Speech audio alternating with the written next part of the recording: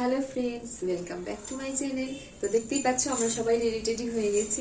তো এখন আমরা যাচ্ছি জগদ্ধাত্রী পুজোর ঠাকুর দেখতে। আর আমাদের টোটো আসবে 11টা তো বলেছিল, এবার দেখা যাক। রাস্তায় সব রাস্তায় মোটামুটি নো এন্ট্রি। তো আমরা তো তিন বোনই রেডি হয়ে গেছি, ওদিকে মারাও রেডি হয়ে গেছে। তো আমরা মোট 5 জন মিলে যাচ্ছি টোটোতে।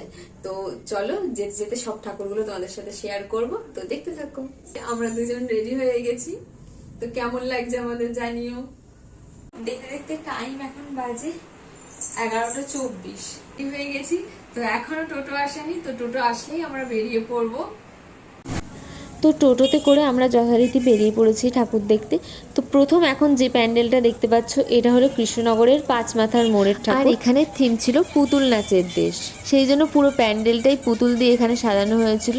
তো চলো পুরো প্যান্ডেলটা তোমাদের সাথে শেয়ার করছি। এখানে দেখো ছোট ছোট পুতুল দিয়ে পুরো প্যান্ডেলটাকে ডেকোরেশন করা হয়েছে। ছোট বাচ্চাদের তো খুবই ভালো লাগবে এই প্যান্ডেলটা। তো তোমাদের কেমন লাগলো জানিও।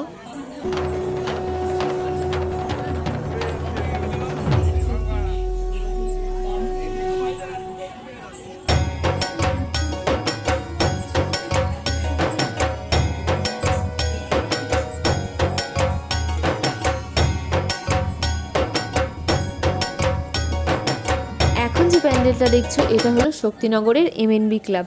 আর প্রত্যেক বছরই এদের প্যান্ডেল খুব সুন্দর হয়। এরপর আমরা চলে গেছিলাম কালীনগরের ক্লাব অনন্যার ঠাকুরটা দেখতে।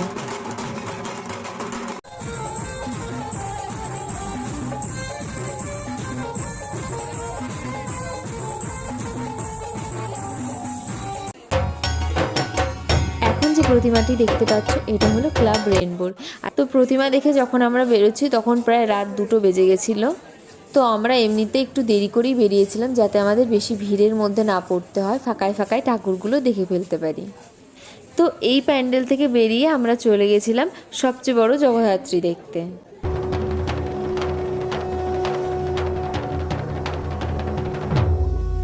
তো এখন তোমরা দেখতে পাচ্ছ যে ভোগের পোলাও খিচুড়ি রান্না হচ্ছে। এটা হলো বুড়িমার প্রসাদ। আর যখন আমরা বুড়িমা দর্শন করলাম তখন প্রায় রাত 3টে সাড়ে 3টে মতো বাজে। এখন দেখতে পাবে যে রাস্তাটা দিয়ে আমরা যাচ্ছি পুরো ফাঁকা শুনশান রাস্তায়। কেমন লাগছে তোর মুখ থেকে? লাগছে দেখ। তো এখন বাজে ভোর 4টে বেজে গেছে।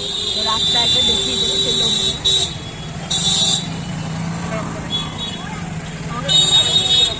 তো লোকজন দেখতেই পাচ্ছে, প্রচুর লোকজন রাস্তায়। আর অবস্থা তো খুবই খারাপ। তো পায়ের অবস্থা এখানে খুবই খারাপ ছিল, আর একটু হাঁটা যাচ্ছিল না, খুবই টায়ার্ড হয়ে পড়েছিলাম। তো সেই দিন রাত্রে বাড়ি ফিরে তারপরে আবার পরের দিন সকালবেলায় ভোরেই বেরিয়ে পড়েছিলাম আমরা বিসর্জন দেখার উদ্দেশ্যে। আর আমাদের কৃষ্ণনগরের ঐতিহ্যই হলো সাঙে করে ঠাকুর বিসর্জন দেওয়া। তো এখন যে প্রতিমাটি দেখতে পাচ্ছ, এটা হলো কৃষ্ণনগরের ছোট মা।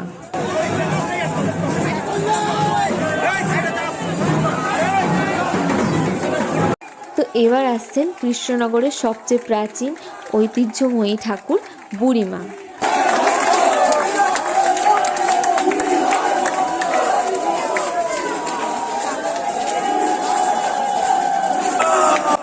জানি জগদ্ধাত্রী পুজোর ঠাকুর দেখার ভিডিওটা দিতে একটু দেরি হয়ে গেল।